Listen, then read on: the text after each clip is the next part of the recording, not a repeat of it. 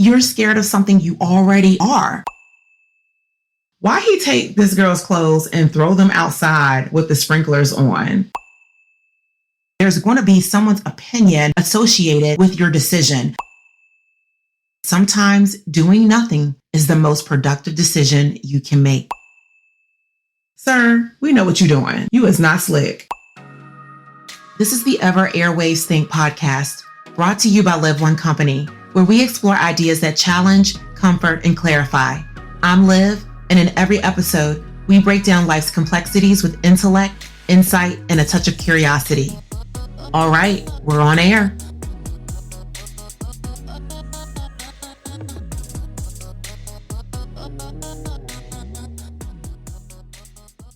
Why we hesitate to make decisions even when we know the answer. Plain and simple, people are afraid. People are afraid to stand on business and relationships, business and friendships, just business in general.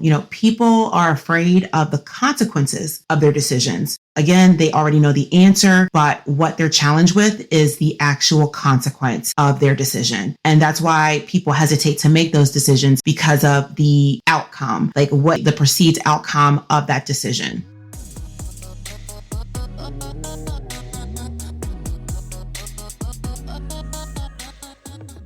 For most people, you already have a strong inclination if your significant other is going to accept your decision or stance in the relationship, which typically involves your significant other having to make a change. I really can't think of anyone that's been given an ultimatum that doesn't require a change from them. Can you? Probably not. Most ultimatums, probably every ultimatum requires a change to be made. In most relationships or situationships, which we tend to call them now, we can pretty much predict the response of our husband, wife, girlfriend, boyfriend, whatever may be the case, to the decision you're making in that relationship. If it's an ultimatum, something that requires that other person to make a change, like you already kind of know based upon their behaviors, what their response is going to be. And that kind of is associated and goes right back to the question at hand, why we hesitate to make decisions, even when we know the answer. Again, because we are hesitant and afraid, fearful of what that consequence or that outcome will be. We already have studied the behaviors of that person we're with. And so we already kind of have an inclination, and they've already kind of shown us how they respond to decisions we make or things that we request of them, and especially when change is involved.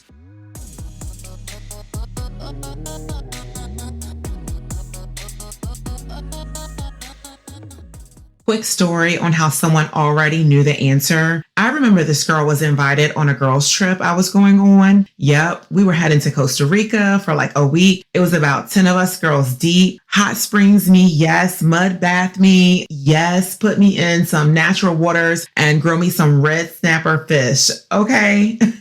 I was ready. I was ready to go because wifey, mommy, and career duties needed a break. Our kids were wearing me out. Husband too. It was hashtag free me from responsibility, hashtag free me, I'm ready to go. And as the date, came closer to go, I was waking up in the morning, hashtag free me, hashtag free me. Shoot, I was on some Moses let my people go type energy day and night until the morning I had to be at the airport. I was ready for a break because baby, one thing I'm not is a woman of the 1930s.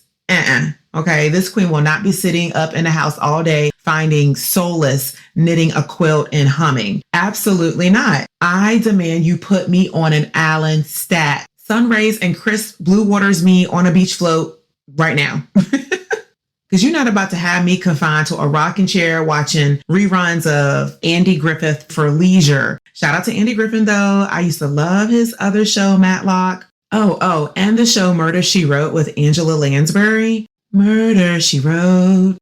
Murder, she wrote. Murder, she wrote. I met this girl. Her name was Maxine. Her pictures was a bunch of throws. Something, something, something. Murder, she wrote. Y'all, let me stop singing that song. Ciao. Social media recently exposed the actual lyrics of that song. I said, Lord, they done had us singing some crazy and wild stuff. Mercy, Lord, mercy. I mean, what did that song come out like in the late 90s, early 2000s? If you know, you know. And shout out to my Jamaican listeners. Now, y'all go do better because that song is straight trash. Got the world singing and whining and rotating and thrusting our hips to some mess. Some mess, y'all.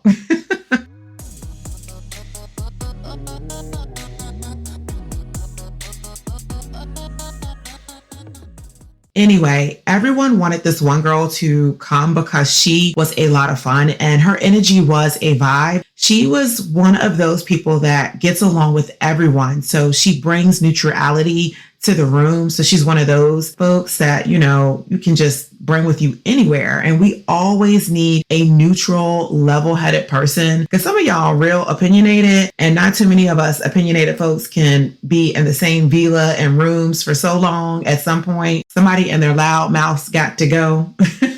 And you know, it's not me because baby, I ain't going nowhere. Get somebody else to do it. Have them leave. Okay. I'm saying.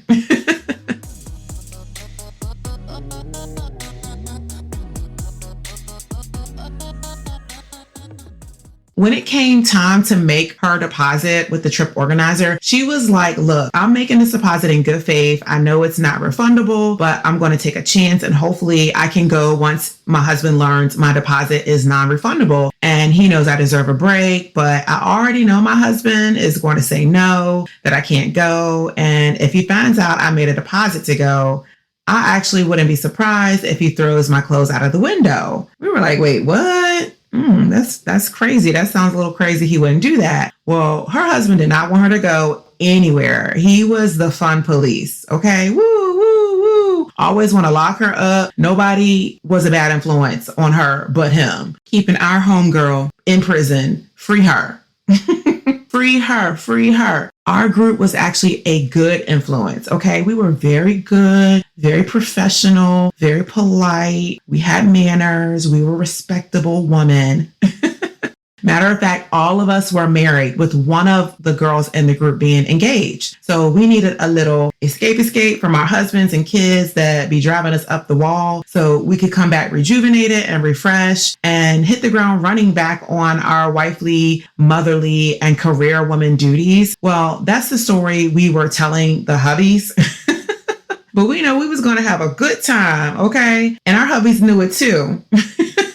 And her husband did too. And he didn't take too kindly of that. He didn't like that idea of us having fun. We were like, girl, tell him you're rewarding yourself for good behavior as a wife and a mom. And she was like, what the heck does that mean? And we were like, it means exactly what we said. Because child, some of these men and test your patient's kids will work your last nerves. Am I right or am I right? Her husband was just mean. But the thing is, she knew her husband was going to say no. But it was okay for his underdeveloped muscular self to go hang out with his guy friends all the time and leave her at home with the kids while he went to trips to Vegas, Miami, San Juan, Puerto Rico with all his friends that weren't even married. Sir, we know what you're doing. You is not slick. She was right about her husband, although she made her deposit to go on the trip in good faith. When this no-neck man found out she had made the deposit, he was like, I already told you no. He was like, I already told you no, you can't go on trips, and said, here's a preview if you leave me here with 2 kids. Why he take this girl's clothes and throw them outside with the sprinklers on? Oh my goodness. That was one heck of a day. You see, that's when you got to treat them like that woman did, Al Green. Girl, go make you a hot pot of grits and you know the rest. Just don't go for the finale. Because that did not end too well for sis after giving that man 3rd-degree burns. She took it upon herself to forever be pushing up daisies. And that is not a good thing. If you know, you know. And if you don't know, stay off Google because you don't need any ideas. At least not this one. But love and happiness, queens. Love and happiness.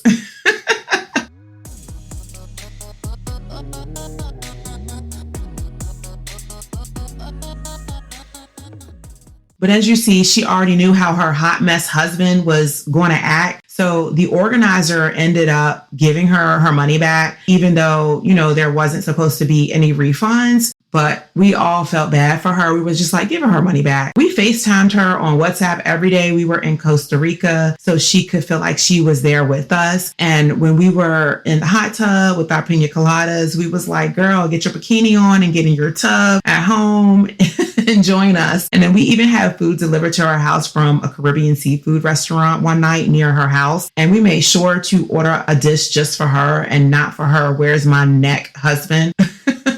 When we were at restaurants for dinner, she was right there with us on the phone at the table with her food, eating and carrying on right along with us as if she was there. When we were at the nightclub, we was like, go in your guest bedroom and flicker your lights and dance with us, and did. We tried to make it fun for her, and we did. And it was still sad she couldn't go because she did deserve to go. She's a really good person. Anyway, that husband of hers was abusive. I knew he was trifling when she told us he threw her clothes out the window with the sprinklers on. I'll just say 2 years later, some of our mutual friends from the group at the time threw her one heck of a divorce party back in 2019. And baby, from the pictures I seen floating around on Instagram from her divorce party, child. You would have thought she had been freed from doing a bid in prison, because that party was partying. Okay, I'm glad I wasn't there. I wanted no parts because I was like, dang, let me find out. The party might actually make you want to get a divorce. Okay, because that's how I was seeming in the videos. I was like, everybody look like they want to get a divorce. But I ain't go because I'm classy based. I do have morals and standards. Someone has to set the bar, okay? And I set the bar real high, extra, extra high. And y'all ain't fitting to get me caught up in these streets.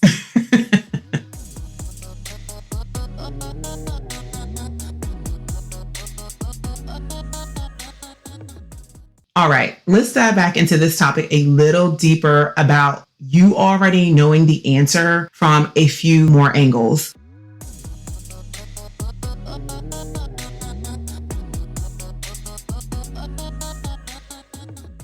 If you're hesitating to make a decision to leave your man, if they don't start spending more time with you, or if they don't work on their emotional intelligence or work on their healing process of past traumas through therapy, or settle down with you and be committed to you, then you're pretty much not willing to chance the outcome. So you're most likely not going to make the decision because you'll continue to hesitate and sit on it and remain and be unhappy. You know if your person is a resistant person or if they are stubborn or just plain selfish. So you'd rather live with that than deal with the outcome, which could be a breakup, an argument, or a greater distance between the both of you. Ultimately, you know you have no business being with that person, but you're not ready to live with what comes in making that decision. This is the same decision to start a business. You hesitate to start a business because you are afraid of whether the business will be successful or not. But if you know you have a good product and the demand exists for your product, or you can create that demand to turn a profit on your product, why not? Why the heck not? It's because you're scared. You're scared of failure. But the funny thing is, you're scared of something you already are. You're a failure now because you're not even trying. Let that sink in. You are a failure right now because you're not even trying. You're not even trying to start that business. You're thinking about it. You haven't done it though. It's weighed on you. And because you're not doing anything about it, you're already a failure. So you are scared of something that you already are right now. That is so deep.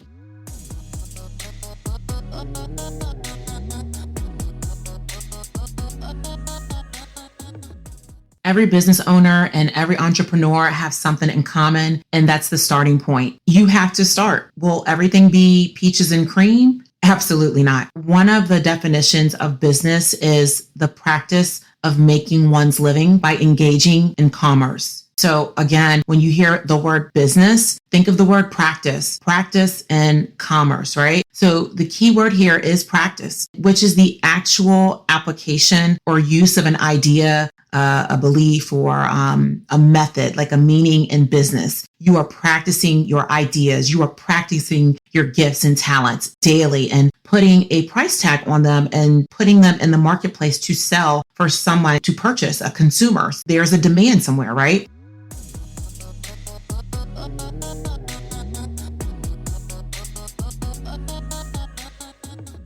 The word perfection is not included at all in the definition of business. It's the word practice. because business is a practice. Yet you continue to hesitate on starting your business when you already have the answer already in that decision. Like the answer is to practice it. Only practice makes perfection. So I'm sure you guys have heard that practice makes perfect. That's the same thing in business. Business means you're practicing something and you're practicing it in the world of commerce. And with practice comes perfection. But if you're not even practicing it, which is the answer to your decision is to practice it, then more than likely you are operating in fear. You're operating to just even do what you need to do. And I think I have some reasons to why you are operating in fear, and we'll get into that next.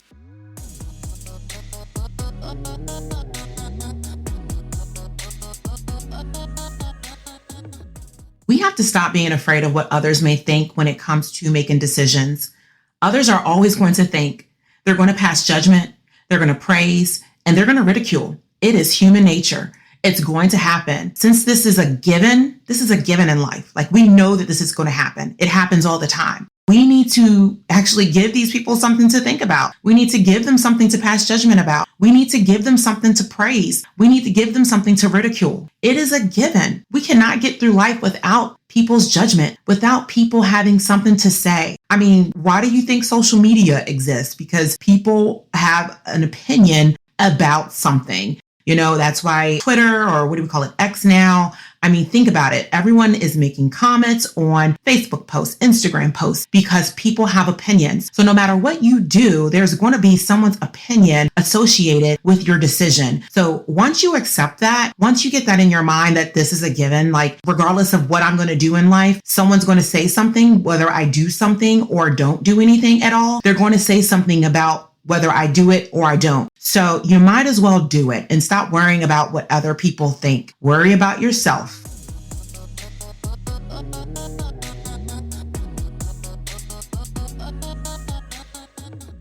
I do want to give you an uncommon take in decision making because there's always an uncommon take. There's always the yin to the yang, yes to no, no to yes, up and down and up, inside and outside. You get my point? There has to be a posing point. My uncommon take is sometimes doing nothing is the most productive decision you can make. Again, sometimes doing nothing is the most productive decision you can make. But why?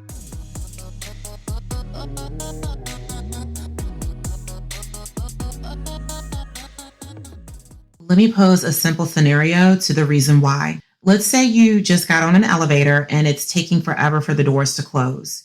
What do most people do in this type of situation? They impulsively hit the close door button on the elevator. Hey, you've got somewhere to get, right? You have somewhere to be. What if it doesn't work? Like after the first time you press it, then you press it again, and then you start pressing it relentlessly. You're pressing this elevator button, hoping for the doors to close, right? This is a relentless urge to act, to make a decision to keep pressing and pressing that closed door button so the doors will close so no one else can squeeze themselves onto the elevator and you can make it to your floor. This is dumb. After you realize that the button isn't working, the smart move would be to do nothing and to allow the door to take care of itself. And doing nothing, many probably argue that you're doing something, right? You are letting something take care of itself. But most likely the elevator button is resetting and trying to prevent itself from jamming.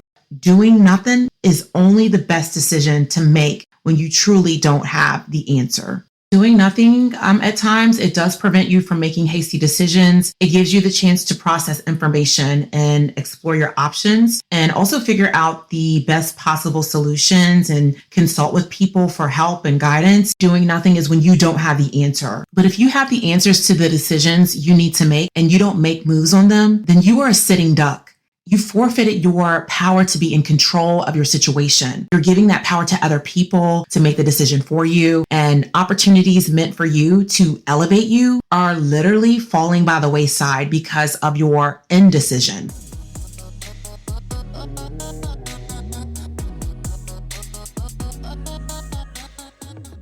You will be even more unhappy in your relationships if you don't make the decisions in your relationships. And even when you have the answers, you need to make those decisions. Don't be a sitting duck. Do something. Follow through on making decisions. Just like the girl I was telling you about in the story earlier, she knew about her potted meat neck husband. Yes, potted meat. Shout out to my mama for that one.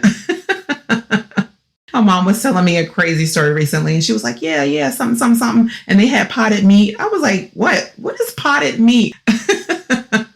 But anyway, all her husband's behaviors were in her face from the beginning about him not allowing her to go and do anything. But he was the exception to the rule, and he hung out with his friends and disappeared and went on trips when he wanted. But as soon as my friend wanted to go on a girls' trip, he threw her clothes out the window and turned on the sprinklers. She was scared of something she already knew about him, but took a chance when she made her deposit. Sometimes you have to make those decisions, the right ones, like she did, because you will be even more unhappy in your relationships when you don't make those decisions, things that you already know the answers and have the answers to that you need to do. You know that you need to confront, or not just confront, but give an ultimatum, make some changes in your relationship, but you are again scared of those consequences. But you need to follow through on those decisions because that is what's best for you. You need to do it. You need to go the distance.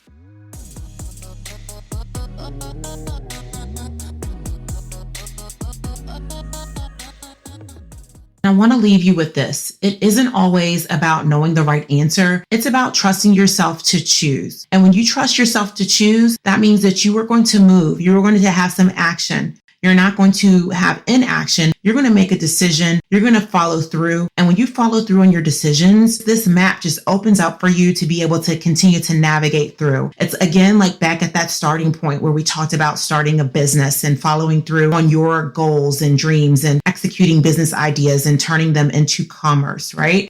There's a starting point. The same thing when you make a decision, even if you don't have the right answer to the decision, you are trusting yourself to make a decision, and that you trust yourself that your decision is of quality, that it makes sense, that you're doing the right thing. And as you navigate down that road, things will just start making more sense. More doors will open, more opportunities will be given to you. You'll be able to execute and operate at the next level because you are making your way down that road in decision making. Thanks for listening to the Ever Airwaves Think podcast. If today's episode made you elevate, share it with someone who needs it. Until next time, keep questioning until you have those answers. I'm out.